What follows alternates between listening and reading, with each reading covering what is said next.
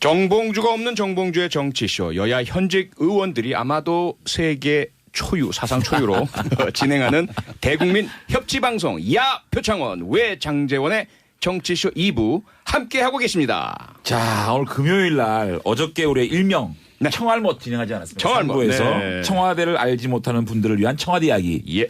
어저께 30분.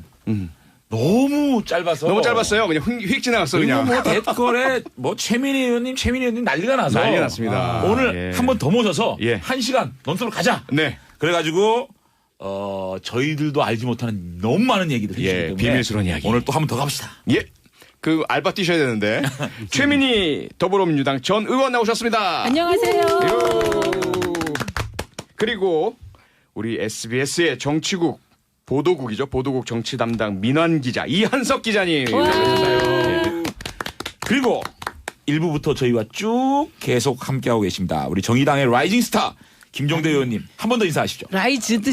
라이즈든 이미 라이즈 한 의원이죠. 이제 떨어진 예. 만 남은 거예요?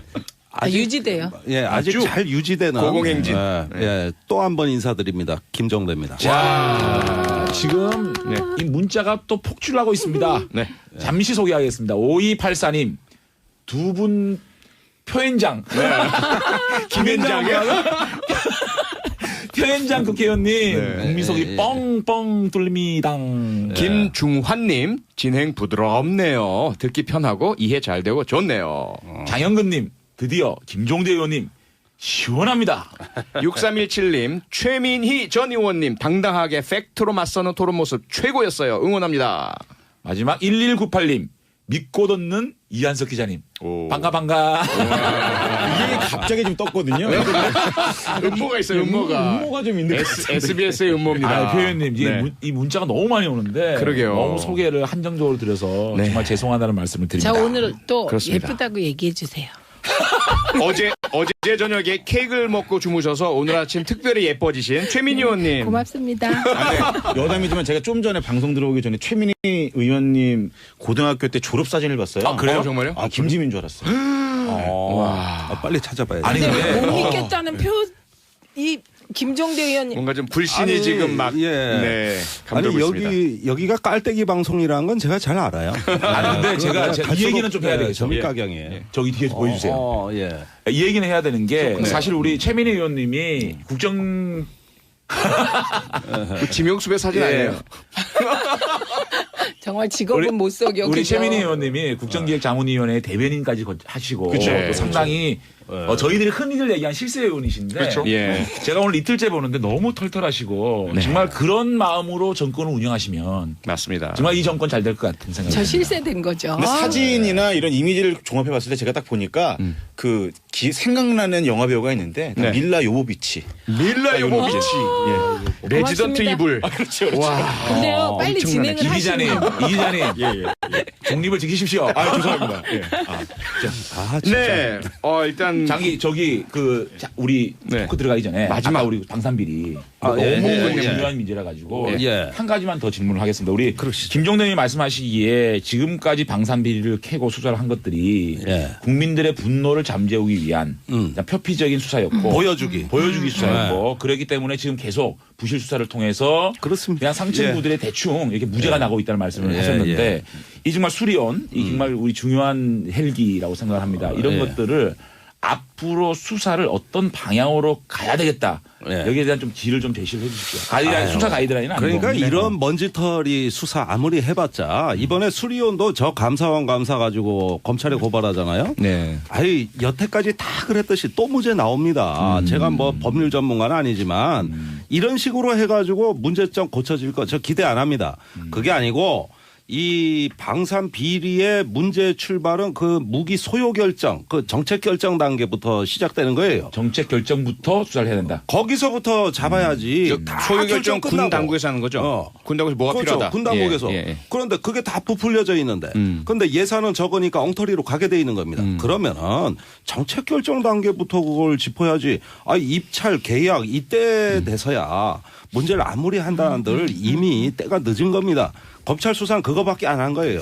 네. 자, 근데 이거 바꿔야죠. 방산비리 말씀은 제가 한 말씀만 좀 더 드릴게요. 왜냐하면 예. 김종대 의원님 말씀도 상당히 좀 합리적이고 이제 중요한 말씀을 하긴 하셨는데 네. 제가 법조 출입을 제가 한 5년 정도 했어요. 근데 이 방산비리의 본질은 뭐냐면 자꾸 부실 수사로 몰아가는 그런 시각도 제가 볼 때 좀 위험할 수 있다. 왜냐하면 결국 수사라는 게 이제 재판에 넘기면 이제 이게 유무죄 판결이 이제 법원에서 하거든요. 근데 그렇죠. 법원에서 통상적으로 판결을 할 때 이게 비리다 아니다를 규명하는 가장 합리적인, 그러니까 가장 이게 비리라고 규명할 수 있는 좋은 점은 이 금품 수수가 나와야 되는 거예요. 네.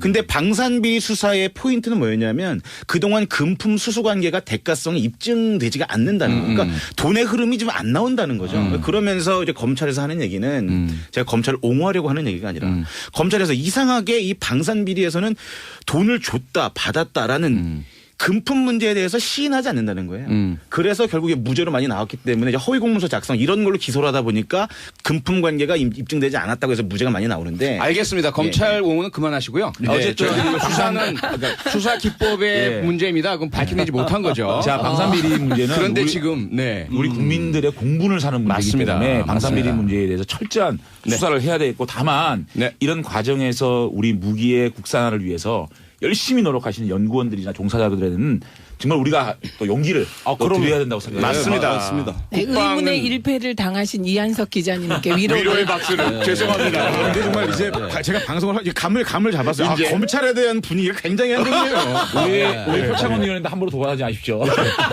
여기는 국민의 의견을 대변하는 곳입니다. 예, 알겠습니다. 아, 그런데 저희가 너무나 커다란 이런 방산비리도 문제지만 지금 부모님들께서는 자녀들, 군에 가 있는 아들의 어떤 그 고통과 아픔, 이게 가장 그 직결되는 문제거든요. 지금 저희들한테 김선자님에게서 문자가 와 있어요. 아들이 철원에서 복무를 했는데요. 군인 월급 17만 원에 교통비 3만 5천 원 빼면 남는 것도 없고 또 군대 안에서 아프면 치료도 잘 안 해주더라고요. 복지가 너무 엉망 아닌가요? 옷도 달랑 한 벌만 주고 속옷, 내복은 다 사야 하니 도대체 나라에서 책임져 주는 게 뭡니까? 이런 문자가 있습니다. 참 진짜 이제 혈압 올라가는 얘기인데 예. 그 박근혜 정부 때 병사 월급이 5만 원이 올랐습니다. 예. 그러니까 병장 20만 원 월급 시대가 됐죠. 그러니까 20만 원 인생이 됐어요. 그럼 많이 올려준 거 아니냐. 그런데 그 사이에 보고품을 유료화했습니다. 이게 제가 제일 기만적이라는 거예요. 아니 그동안에 무상으로 주던 그 뭐 팬티, 런닝, 치약, 칫솔, 면도기 뭐 등등 그리고 휴지. 빨래. 빨래. 이러다 세탁기 탈수기는 또 유료고 500원짜리 동전 넣어서 500원짜리 그 사연이 있죠. 네. 최민희 의원님 하실 네. 말씀 있으시죠? 저 네. 할 말 많죠. 네. 우리 아들이 군대 갔다 와서 우리 아들이라 그러면 우리 아들 친구가 군대 갔다 와서 치질이 걸린 거예요. 그래서 왜 그랬냐 그랬더니 화장실 갈 시간을 못 찾아서. 그리고 진짜 걔가 고생하고 있고요. 그다음에 군대에서 휴가 나왔다 들어갈 때 500원짜리 동전을요. 정말 이만큼씩 가져가야 돼요. 아이고. 그리고 심지어 택배로도 보내요. 엄마들이 택배로 바리바리 싸서 네네. 붙여줍니다. 500원짜리를. 500원짜리를 모아서 그 세탁하는 세탁기에 넣으라고. 세탁기라고. 이제 내년이면 많이 무료로 바꾼다고는 합니다만 군대 부조리가 주로 어디서 벌어지냐면 세탁실이에요.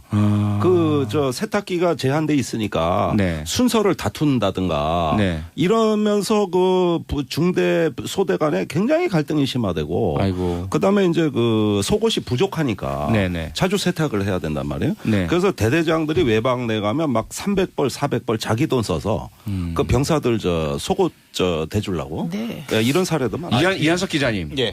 이런 문제들에 대한 대안을 이번에 국정 100대 과제에 발표했다고 하죠? 예, 근데 뭐 제가 봤는데요. 네. 그냥 뭐 알맹이가 없어요. 임기 내에 계속 이제 그 병사 얼굴을 올리는 정도가 이제 눈에 들어오더라고요. 저는 근데 개인적으로 볼 때는 사실 봉급 현역병들 얼마나 오르겠습니까? 뭐 그 정도 돈이야 뭐 크게 위로가 안 될 테고. 근데 제가 사실 봤던 포인트는 뭐냐면 군 의문사라든지 아니면 군내에 있었던 여러 가지 인권 문제들 굉장히 좀 유심히 다루겠다라는 이제 국정 철학이 저는 굉장히 중요하다고 보는데 그러니까 이런 겁니다. 그러니까 군대 문화 결국 더불어 살아가는다는 게 중요한 거거든요. 근데 사람들이 정말 힘들어하는 이유는 소통이 안 되고 감추어져 있는 그 공간 속에서 보이지 않는 폭행 사건들이 무지하게 많이 일어난다라는 거예요. 실제로 어제도 무슨 사건이 일어났다고 그랬죠. 한 명이 투신 자살했는데 가혹행위를 견디다 못해서. 예. 그러니까 마찬가지로 저는 이번에 문재인 정부의 가장 큰 특징 중에 하나라면 진영 논리라기보다는 이번에 국정 철학의 핵심 포인트는 사실 인권이라고 생각을 하거든요. 인권. 그러니까 네네. 국가인권위원회의 위상을 드높이고 강화하고. 그러니까 전체적으로 대한민국의 어떤 국정 방향이라는 게 인권의 상승에 있다. 네. 그리고 이제 경찰도 개혁의 포인트는 수사 과정에서 이제 인권을 중시하라. 그렇죠. 이런 것들을 그렇죠. 강조하신단 말이죠. 그래서 예. 다시 말하면 군내에서도 가장 큰 문제가 이른바 이제 2년 동안 고생하는데 군인이 무슨 인권이야. 그동안 이런 분위기 속에서 군인대 인권 문제들이 그동안 이제 등한시대였었는데 네네. 이런 문제만 상당히 해소되는 것만으로도 제가 볼 때는 이 병역 문화에 상당한 큰 도움이 될 것이다. 자, 이 국정과제 100대 과제 이제 시작하자마자 또 너무 문재인 정부를 이렇게 칭찬하는 우리 의원님 중립을 지켜주십시오. 오케이. 그리고 자, 군 얘기가 나왔으니까 제가 계속 하겠습니다. 그러니까 군 자연스럽게 국정과제 100대 과제로 나왔는데 제가 먼저 이게 군 문제가 나왔으니까 이 군 복무기간 문제도 굉장히 주요하도 같습니다. 우리 김 의원님 국방위잖아요. 네. 당장 이게 말이죠. 병역 자원이 부족한데 이것들을 어떻게 줄이자는 건지 복무기간을 줄였을 때 우리 국방력 이런 여러 가지가 지금 얘기가 되고 있지 않습니까? 맞습니다. 예. 의견을 좀 내주세요. 예, 그 18개월로 3개월 더 복무기간을 줄이고 네. 전체 병력을 현재 63만 명에서 50만 명으로 13만 명을 감축하겠다. 그럼 복무기간도 줄고 군 병력도 감축시킨다는 어떻게 보면은 이 이중 부담을 지겠다는 얘기인데 문제는 시한이 없어요. 이게 언제까지 구체적으로 하겠다는 얘기인지가 명확치가 않습니다. 그래서 제 생각에는 이 공약을 조금 더 손봐야 공약이라 그래야 돼. 뭐라 그래야 돼. 국정과제를 과제, 예. 좀 더 손을 봐야 되는 게 지금 인구 감소 속도가 너무 빠릅니다. 네네. 작년에 21세 남자가 35만 명이에요. 네. 근데 2022년에 21만 명입니다. 우리 청년 인구의 30%가 증발되는 거예요. 네. 그러니까 지금 군병력을 안 줄이면 2020년대 중반쯤 돼서 군이 붕괴됩니다. 거의 다 군인을 붕괴돼요. 수입해오지 않으면. 자, 그렇죠? 제가 예. 이거는 제가 볼 때는 좀 이해가 안 되는 부분이 있어요. 사실은 63만에서 50만을 줄여지면 네.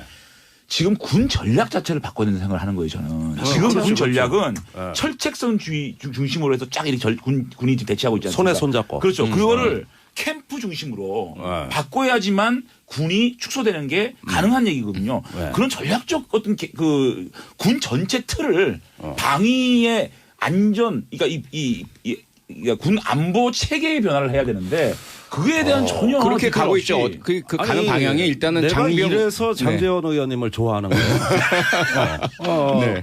저 거의 전문가다운 말씀을 하시잖아요. 지금. 아니, 국방의 핵심, 국방의 핵심이죠. 그 핵심인데. 핵심이고요. 근데 네. 이제 이렇게 군 병력 축소를 요것만 딱 띄어내서 얘기를 하니까 그런데 애초에 이제 전반적으로 우리 군이 나갈 방향을 현대화 등등 몇 가지 전략 방향을 정하고 그렇죠. 그 안에서 군 병력 감축이 나온 거예요. 그래서 모병제 얘기도 나오는 거죠. 그렇죠. 네, 그러니까 네. 전문 직업군인은 늘리고 네. 병사는 줄이지 않으면 이 군대는 망합니다. 그렇죠. 예, 이제 갈 아이들이 없어요. 그다음에 그래서 장비 중심 아닙니까? 예, 결국은? 장비 중심이고. 네. 그런데 지금 이 대병주의 사고에 물든 지상군 문화 네네. 이런 것들을 혁신하는 게 핵심이다. 그렇죠. 장 의원님 그 얘기하신 건데 그게 바로 네. 이 개혁 과제가 성공하느냐 실패하느냐의 관건이에요. 관건이죠. 개념을 네. 바꿔줘요. 개념을. 군 전략적 예, 개념, 양을 개념 바꾸는 자체를. 배경에는 맞습니다. 개념을 전하는. 맞습니다. 제가 한마디만 더 네. 물어보고 우리 최민희 의원님. 네. 지금 어저께 우리 100대 과제 그저께구나. 100대 네. 과제 발표한 이후에 거의 보수 진보 언론 관계없이 이 재원 마련 문제에 대한 집중적인 질타가 있었습니다. 네. 맞으십니까? 네, 맞습니다. 네, 그 부분에 대해서 네. 과연 이 증세 없이 또 현재 대한민국의 이 재정 여건상 네. 지금 하고자 하는 100대 과제가 과연 이것이 그냥 유토피아를 꿈꾸는 네. 아니, 그럼- 뭐 유토피아까지는 아니고요.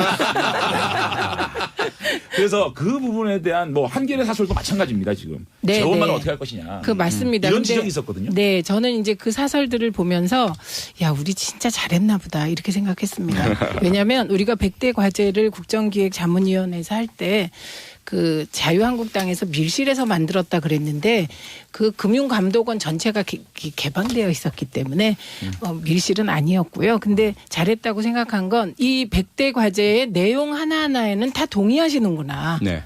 그럼 이제는 그 100대 과제의 방향을 동의하시면 재원은 이제 178조 드는데 네네. 이 178조 중에 우리가 세입학중으로 82조 6천억, 네. 세출 절감으로 95조 4천억 충당하겠다 이렇게 말씀드린 거잖아요. 네네. 그런데 그러면 이 재원 마련의 부분은 우리가 제시한 건 큰 틀이에요. 네.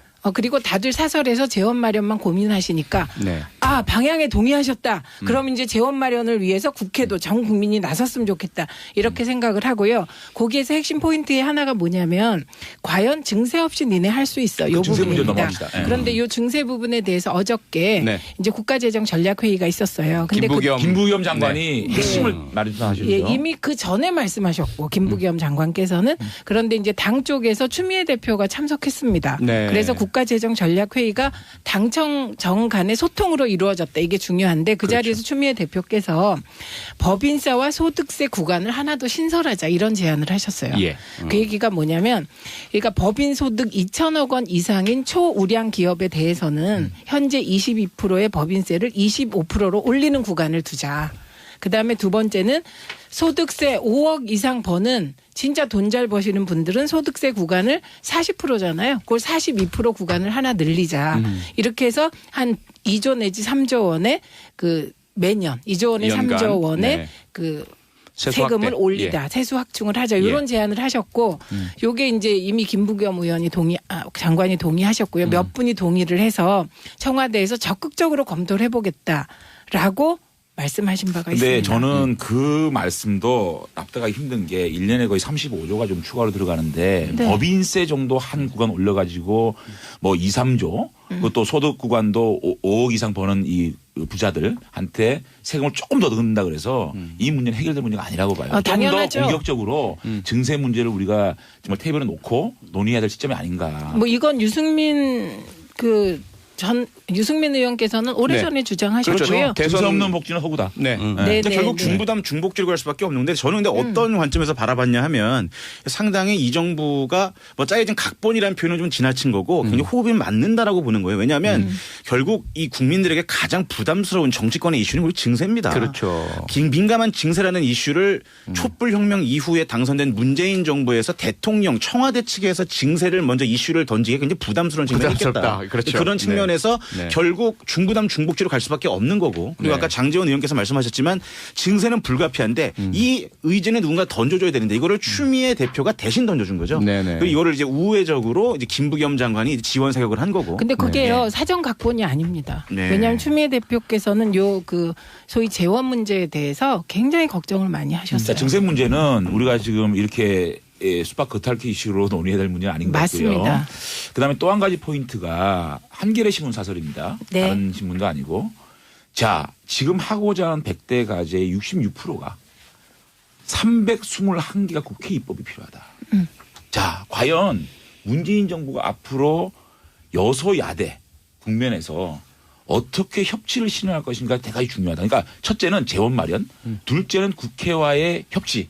이 두 개의 가장 큰 포인트로 지적하고 있습니다. 그런데 사실상 지금 야당 입장에서는 이 문재인 정부가 이제 시작된 2개월 동안 그러니까 저하고는 조금 다른 인식이지만 당 지도부에서는 인식 자체가 문재인 정부가 내세웠던 원칙을 벗어난 인사를 하고 있고 조금 마이웨이로 그런 불만들이 많으셨죠. 물건이 있거든요. 불만들이 이런 있었죠. 것들을 예. 표창원 의원님이 좀 답변하셔야 될 것 같아요. 어떻게 이것을 만들어가야 될 것인지. 그러니까 저도 드리고 싶은 말씀이 있긴 있지만 김종대 의원님께서 아마도 같은 야당 입장에서 보시는 시각이 좀 있으실 것 같아요. 있죠. 네네. 저는 이렇게 생각합니다. 우선 대통령의 입만 쳐다보면서 민주당의 역할이 굉장히 방관자적이고 정말 동의합니다. 예, 무언가 뭐라 그랬습니까? 문재인 정부가 아니라 민주당 정부라 그랬어요. 네네. 이 정권 출범할 때. 네. 누가 뭐래도 민주당이 주축이 돼야 되는 정부입니다. 예, 그런데 어떤 여당의 프리미엄에 안주해서 다소 소극적이었다. 이번에 증세 논의는 그런 면에서는 의미 있는 네. 당의 역할이 돋보였어요. 네. 자, 이렇게 좀 하셔서 이 국정의 협치의 중심으로 정당이 좀 나서라. 지금 다 대통령 입만 쳐다보고 있잖아요. 이런 것들이 결국은 뭐냐 하면은 대통령이 소수의 정도의 여당의 힘으로 앞으로 정기국회를 비롯한 하반기 정국을 운영하는 데 있어가지고 매우 힘든 국면을 예고하고 있습니다. 네네. 그런 점에서 저는 정말 그 여당 의원의 프리미엄을 벗어 던질 각오로 높은 수준의 결의가 좀 집권 여당에서 나와서 대통령한테 할 말은 하고 야당한테도 할 말은 좀 하는 네. 뭐 이런 좀 여당으로 우리 김종대 의원님 협치. 예. 아니 지금요. 여당 의원님 아니 표창원 의원님 아니 이건 지금 답변하셔야 돼. 장재원 저는- 의원님 지금 여야가 협치해야 되는데 야당끼리 협치하는 거. 야 우리 정의당하고 자유한국당하고 협치될 것 같아요. 아니요. 근데 저는 뭐 지지율은 비슷해요. 아니 프레임이 야 3당 공조가 아니고 이제 야 4당 공조로 가는 거죠. 예, 그렇죠. 근데 저는 정말 오늘 장재원 의원님이나 뭐 그 김종대 의원님 말씀 전적으로 동의하고요. 저희들이 늘 반성해야 되고 그런 지적을 해주신 게 너무 감사해요. 감사하고 그리고 이제 특히 뭐 추미애 대표님이나 우원식 대표님이나 원내 지도부들은 정말 고생하시는 걸 저희들이 옆에서 보거든요. 그런데 사실 저희가 여당 된 지 얼마 안 됐잖아요. 그래서 문재인 정부가 성공적으로 안착하고 출범을 해야 되는데 우리가 먼저 거기서 고춧가루 뿌릴 수도 없는 거고 야당보다 먼저 뭐 비판하고 나설 수도 없는 거고 그리고 반대로 보면 이제 야당에서 제기하시는 불만도 있긴 있지만 그 부분을 모두 같이 동조할 수도 없는 거고 또 무시할 수도 없는 거고 참 힘든 사정이라는 것은 좀 양해를 부탁드립니다. 아니 근데 바뀌어야 됩니다. 제가 얘기를 우리 표창원 의원님 말씀 100% 동의하면서 네. 저는 그냥 한마디 드릴게요. 야당 협치 너무 하시다가 반대를 위한 반대라는 얘기 안 듣게 조절 좀 해주세요. 아니, 아시겠지만 우리 김종대 의원님이 지금 내가 지금 이중대 소리 듣고 있는데 저 이중대 너무 좋아해요. 저는 이제 국회와의 협치 문제를 마무리 지으면서 저는 사실 대통령께서 추경 때문에 네. 사실 추경으로 대통령이 오셔서 시정연설하는 거 정말 역대 처음이었잖아요. 그렇죠. 그리고 그렇죠. 마치시고 야당 대표를 찾아가서 직접 악수하시는 모습. 인상적이었습니다. 네. 그다음에 이번에 정부조직부 통과하는 데 있어서 네. 대통령의 국정 철학이 담긴 물관리 일어나 환경부 일어나 이것마저도 양보한 그 마인드를 가지면 저는 야당이지만 적극적으로 중요 상황에 대해서 국회 이제 입법 사실은 문재인 정부가 잘 돼야 대한민국이 잘 되는 거니까. 그럼요. 국민도 그런 마음 편안하고. 가지고 해야 된다. 그렇습니다. 그리고요 잊으셨는데요. 예. 우리가 저기 법무부 장관 안경환 후보자, 예. 그다음에 조대엽 후보자, 예. 다 이제 자진 사퇴하셨잖아요. 박현민 씨 좀 어떻게 좀 해봐요. 자, 이 진짜 시점에서 갑자기. 이게 뭐 국회의원들끼리 자꾸 저는 얘기하는 피그자 나오는 거 거 싫어해요. 중립자인 그 초기에 우리 여야 의원 모두에게서 질타를 받으셨죠. 이한석 의원님 복수의 기를 드리겠습니다. 중심 좀 지키십시다. 최민희가 보고 있다. 어떻게 보고 계세요? 이제 저는 그렇게 봐요. 그러니까 네. 이 재밌는 게 보통 이 기업에서도 이제 대주주의 지분이라는 게 있잖아요. 예. 저는 어떤 정부가 하나 구성이 됐다면 네. 정부의 국정 지지율이 일종의 기업으로 말하면 지분인 것 같아요. 그러니까 다시 말하면 지금 문재인 정부의 지지율이 한 80% 안팎이라고 본다면 굉장히 지분율이 강하고 대주주다. 대주주로 봤을 때 완전. 대한민국 정부의 대주주로 봤을 때 굉장히 지분율이 강하고 그렇다는 건 결국 국정 동력의 드라이브를 걸 수 있는 굉장히 강력한 힘을 갖고 있는 상황이라는 거죠. 그러니까 그럴 수밖에 없기 때문에 결국 민주당과 청와대와 여당의 관계가 청와대 중심으로 굴러갈 수밖에 없는 거다. 그러니까 이른바 이제 뭐 야당에서는 여당이 뭐 거수기 아니냐 이런 이제 뭐 비판도 나오긴 하지만 국정 지지율이 워낙 높기 때문에 여당이 청와대의 입장과 기조를 따라갈 수밖에 없는 거 굉장히 자연스러운 거거든요. 그러니까요. 그리고 저는 또 하나는 이제 증세라는 논의가 이 표창원 의원님 표정 봐야 돼. 표창원 의원님 표정 봐야 돼. 근데 좀 이해는 해주세요. 제가 왜냐하면 제가 좀 정체성이 좀 애매합니다. 제가 지금 더불어민주당도 출입을 하고 있고 또 국민의당도 출입을 하고 있고. 네, 그래서요. 그럼 알겠습니다. 보름 전에는 또 저 청와대 출입을 잠깐 했었어요. 예, 잠깐만요. 그럼 우리 이제 문자가 또 쏟아져 들어오고 있습니다. 잠깐 좀 소개해드리고. 정권 초에는 청와대 중심으로 갈 수밖에 없다는 걸 좀 뭐 이해합니다. 한마디만 더 첨언을 하자면 이런 겁니다. 그러니까 증세라는 이슈가 뭐냐면 물 들어갔을 때 노져야 된다는 얘기가 있잖아요. 그렇죠. 그러니까 결국 어쨌든 중부담 중복지로 갈 수밖에 없는 국정 기조라면 증세라는 이슈 언젠간 던져야 되는데 만약 던진다면 지금이 적절한 타임이다. 이렇게 보는 거죠. 가장 적절하다. 자, 3부에서 계속 하기로 하고요. 우리 또 문자 많이 오셨는데 잠시 소개해 드릴까요? 이정현님 국방비가 특수성 때문에 공개 제대로 안 되잖아요. 그렇다 보면 눈먼 돈 되는 거 아닌가요? 국정원 국방부 예산 지출도 어느 정도 공개해야 된다 봅니다. 네, 김중환님. 찬성합니다. 네, 94년에 철원에서 제대한 사람으로 황당하네요. 4년 후면 아들이 입대할 텐데 속이 부글부글거려요. 국방 문제에 대한 관심이 폭주하고 있습니다. 김범수님, 정치만큼은 무더운 여름, 정치쇼의 여름 특집 협집쇼. 사이다만큼 시원했던 방송 두 분 의원님처럼 꼭 협력하여 국민 모두 시원하게 해주세요. 응원해요. 네, 저희들은 3부에서 다시 돌아오겠습니다. 채널 고정. 고정해주세요. 네, 세탁기 탈수기는 또 유료고 500원짜리 동전 넣어서 500원짜리 그 사연이 있죠. 네. 최민희 의원님 하실 네. 말씀 있으시죠? 저 네. 할 말 많죠. 네. 우리 아들이 군대 갔다 와서 우리 아들이라 그러면 우리 아들 친구가 군대 갔다 와서 치질이 걸린 거예요. 그래서 왜 그랬냐 그랬더니 화장실 갈 시간을 못 찾아서.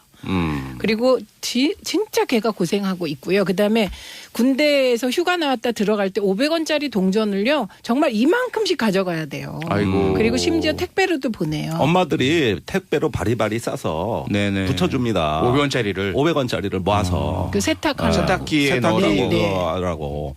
이제 내년이면 많이 무료로 바꾼다고는 합니다만 군대 부조리가 주로 어디서 벌어지냐면 세탁실이에요. 그 저 세탁기가 제한돼 있으니까 네. 순서를 다툰다든가 네. 이러면서 그 중대 소대 간에 굉장히 갈등이 심화되고 아이고. 그다음에 이제 그 속옷이 부족하니까 네네. 자주 세탁을 해야 된단 말이에요. 네. 그래서 대대장들이 외박 내가면 막 300벌 400벌 자기 돈 써서 그 병사들 저 속옷 저 대주려고 네. 이런 사례도 많아요. 이한석 기자님. 예. 이런 문제들에 대한 대안을 이번에 국정 100대 과제에 발표했다고 하죠? 예, 근데 뭐 제가 봤는데요. 네.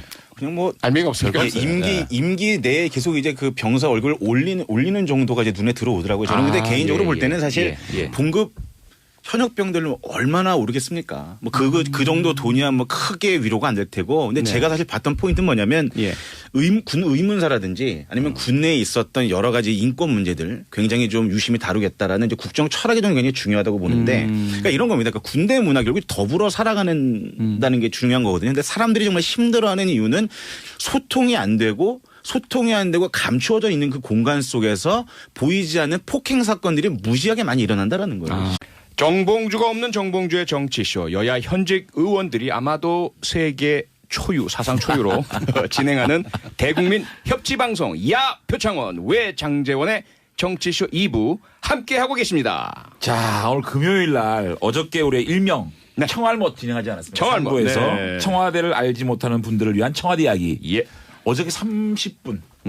너무 짧아서. 너무 짧았어요. 그냥 휙 지나갔어 그리고 그냥. 뭐 댓글에 뭐 최민희 의원님 난리가 나서 난리 났습니다. 오늘 예. 한 번 더 모셔서 예. 1시간 논술로 가자. 네. 그래가지고 저희들도 알지 못하는 너무 많은 얘기들 해주시기 때문에 비밀스러운 이야기. 오늘 또 한 번 더 가봅시다. 예. 그 알바 뛰셔야 되는데 최민희 더불어민주당 전 의원 나오셨습니다. 안녕하세요. 요.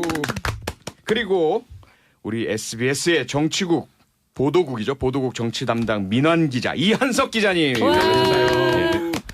그리고 1부부터 저희와 쭉 계속 함께하고 계십니다. 우리 정의당의 라이징 스타 김종대 의원님 한 번 더 인사하십시오. 라이즈드 라이즈든 이미 라이즈 한 의원이죠. 이제 떨어진만 남은 거예요? 유지돼요. 예, 아직 쭉 잘 유지되는 고공행진.